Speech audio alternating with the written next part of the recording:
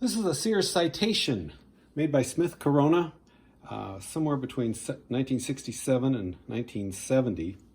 Beautiful white case on it. No scratches, cracks, or anything like that. Comes with its original case with the key and the hold down mechanism. Case is in pretty good shape. Everything seems to work just fine on the typewriter. The ribbon's old, so the type is faded, but carriage moves nice and smoothly, and all the keys work.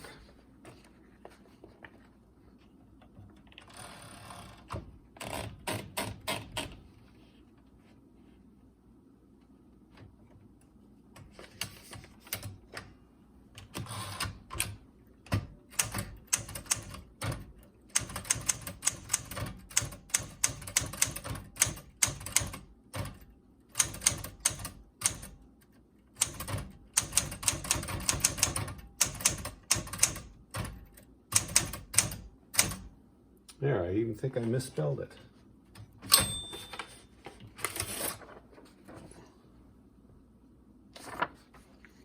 Very nice looking typewriter just sitting by itself, but a new ribbon and it'll work just great.